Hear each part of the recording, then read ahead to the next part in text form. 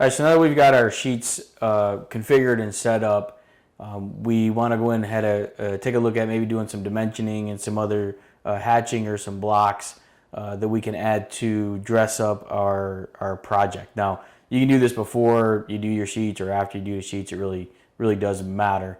So what we'll start with is working our way across the drafting tab here. We'll take a look at inserting blocks.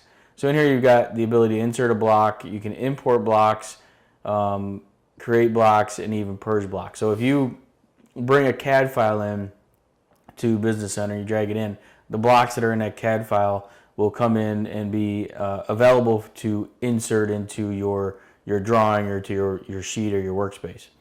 If you don't have any blocks in the project, if you go to import blocks, you can navigate out and there's some blocks that are available here under Trimble blocks. There's some personal block files, or you can navigate out to a block path. So you can go out and find a folder where you may have drawings that contain these blocks. Best thing to do, I find, is probably drag and drop a CAD file in that has blocks already. It'd be the easiest way to do that. You can create blocks. So basically you're going to build a block. You give it a name and kind of a location or an orientation. And then you come up here and you actually select the object. So if I wanted to put and create a symbol, you just select the objects that are going to make up that block. So what it does, it groups individual objects and entities into a block. And then you can import that block or use it repetitively over again throughout your project. We're just going to go, if you purge the blocks, click on purge. If there's any blocks in here that, there's some garbage blocks that sometimes come with the CAD file, you can go ahead and purge those. So you might want to come in here and apply and get rid of those blocks. So to insert a block, it's pretty straightforward. You just click on the insert block command and you just scroll down until you can find a block that you want to insert. So here happens to be a north arrow. If I click on that, I get a little preview of what it is. I can select a layer that I want it to go on, so maybe I put it on this dimension layer here. I could apply an elevation, and then you can also set a scale. So I'm going to click on location, and we'll go ahead and let's set the scale to 50. Pick the location, and we'll put that block in the project. Now, we got to hit insert. All right, so we picked the location where we wanted it, and then we click on insert. And it inserts that block. So we'll do that again. So if I want to pick the insertion point, I'm going to pick a location. So let's say that I put it here, and then I click insert. So it goes in and inserts it into that location. Okay. So now what I'll show you is once I inserted that block, if we go back to our site layout and we actually look at this sheet, right? We go to new view, you'll see the block exists in that sheet. Okay. Now you also notice while I'm here, just to point out, there's a little flag there. So what you may do if you see that flag, something changed. So if you just click build sheets, it will clean out that flag and your data will be updated. So again, if I right click on this, say new sheet, because I added information into that viewport or that rectangle, it's going to show up on my sheet in my drawing here. Okay. So that's pretty much inserting a block. Again, you can do a bunch of other different blocks, trees, water valves, you name it, can be inserted in. Okay. Next, we'll take a look at the hatching. So I'm going to come up in this area here. So there's, on that same area under blocks, there's create hatch. So when I select that, you select the hatch boundary. So you can select more than one, but it has to be a closed boundary. So if I do one, I can hold my control key down and I can do others. You can select by layer. Just be sure that if you pick a lot that, you just wait and be patient with it because it will generate. You select the hatch pattern. So there's a bunch of different hatch patterns that are here. There's some user-defined hatch patterns as well. So you come over here and you can set the line spacing and draw that information in. But if you go to predefined, and I'm just going to pick angle, we'll give it a scale. You can give it an angle. You can click preview and that'll give you a little look before you actually apply it. And then I can click on apply and it'll save and store those hatch patterns. All right, so those hatch patterns are there. Again, just like I said, if I go to sheet 1 here and I go to that view, then it's going to show up those hatch patterns, right? Even if I was in this view, let's see if I go to sheet 1, you'll see that those hatch patterns are there as well, right? Okay, so the next thing that we might want to do is add some labels to our project. We have a couple different ways of adding labels. We can add dimensions and we can add labels. We'll take a look at dimensions first. To add dimensions to your project, you have what's called the dimension style manager. So if I come over to, again on the drafting tab, come over to dimension style, you can come in here and you can set up the style for your dimensions. You have different dimensions for different things. So here I created one called a lot tie. So the first thing that you'll see is basically the lines and the arrows. So you can draw extension lines or not draw the extension lines. You can have different arrow types. Right, so I can do filled arrows, I can do blanks, circles, you name it. So if I do a filled arrow, I can set the arrow size for both the first arrow and the second arrow. I then go to the text tab, and on the text tab, I go ahead and set the text style that I want to use, where I want that text to be placed, how I want it to be oriented. All right, so you got aligned or level, you've got above or below or on. You can also do some prefixes or suffix as well.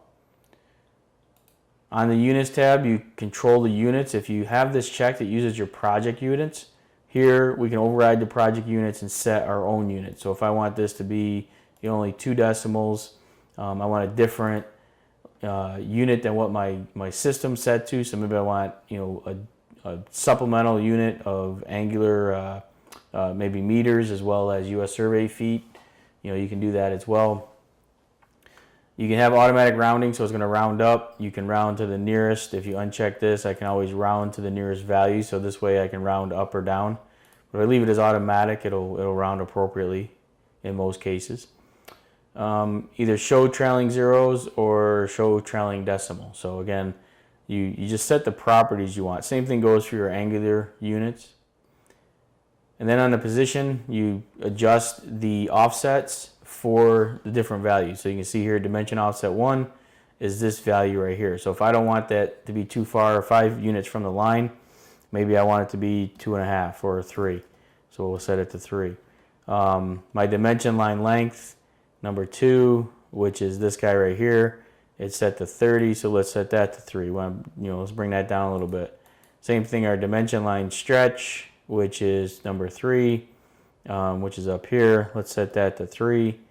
Our extension line offset, which is 4, we'll go to 3 there, we'll get it closer. And our 5, we'll set that to 3 as well. So just kind of bumping these defaults down, we're just changing those values. Okay. Now once I click OK to this, now I can come up and I can either add linear or angular dimensions. So if I add a linear dimension, it comes up, it asks me for a layer, so let's go ahead and set that on a layer that we have created. So I'm going to set it on this dimension layer. I want to make sure I choose my lot tie style, which is the one I just created or modified.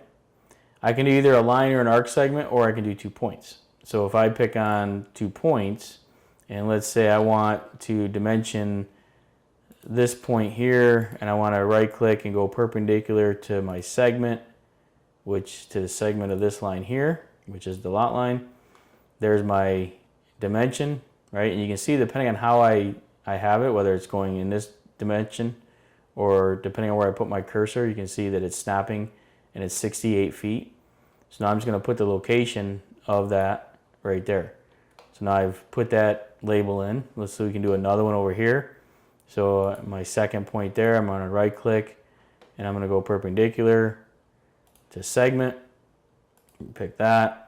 And again, the same thing, I'm just going to pick this point right there, and now I've labeled that point there as well. Okay, so you could do this again with angles. I could just do a line or arc segment. So if I wanted to dimension, maybe this line segment, I could select this, pick the driveway, and you can see depending on how I set my line of what it's going to dimension. So if I want to just label that there, I can put that dimension at that particular point. Again, the same thing goes, you've got your angular dimension as well.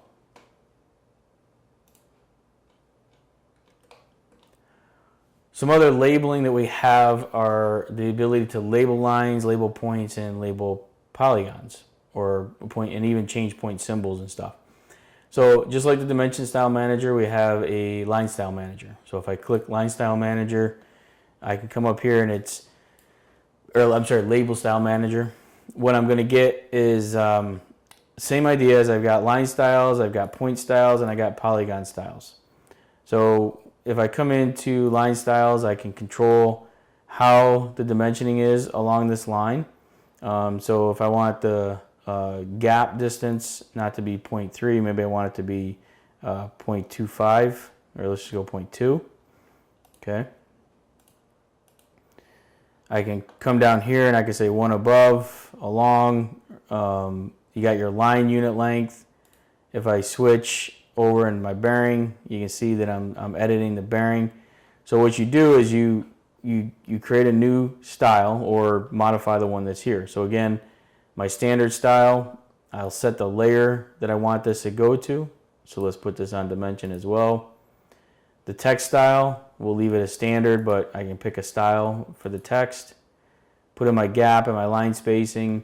I can align the labels with the line segment or rotate them a certain value. Down here, again, label properties for lines or arcs. So depending on how I want my label to look is what you're defining down here. So you basically select the label. So if I was to want to add another value to this, you see that I can do line bearing, line slope, and line tag label. So let's say I want to add the slope to a line. I could pick on that. Set the properties like the prefix, the precision, and where I want it to be placed, and then I would pick add. So it's going right there, so it's one above. If I set it to be two above, it just moves it up above that segment or that other label that's there. If I want to remove it, I just select it from the list and select remove, and it removes it from that style. All right, so let's move this a little closer. Let's make that 0.1. Actually, let's go 0.05. And we'll just click down here. So it's a little closer to the line, which is fine. And we can do the same thing with point styles. I can come in here and I can set the same properties for my point styles. Okay, so I can move these guys around as well using these arrows. You can control different attribute settings.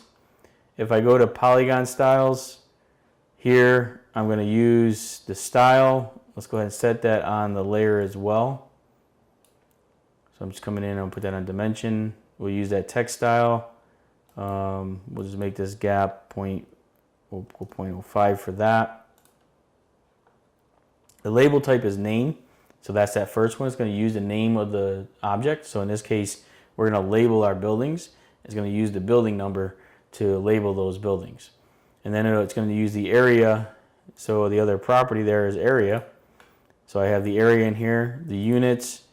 We're going to say no, and I'm going to set my units so that it's maybe 2 decimal places.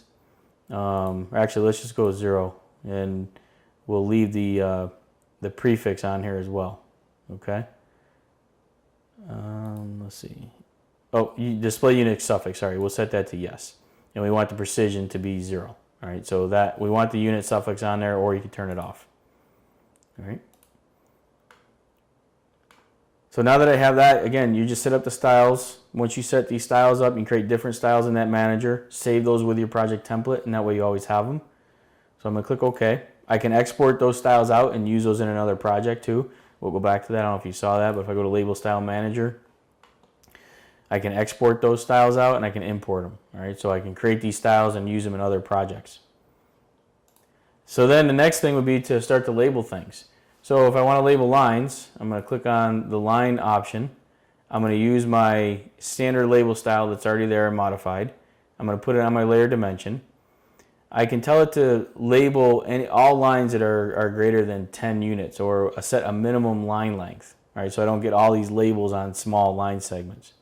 So anything greater than or less than 10 is not going to label or put a label on it.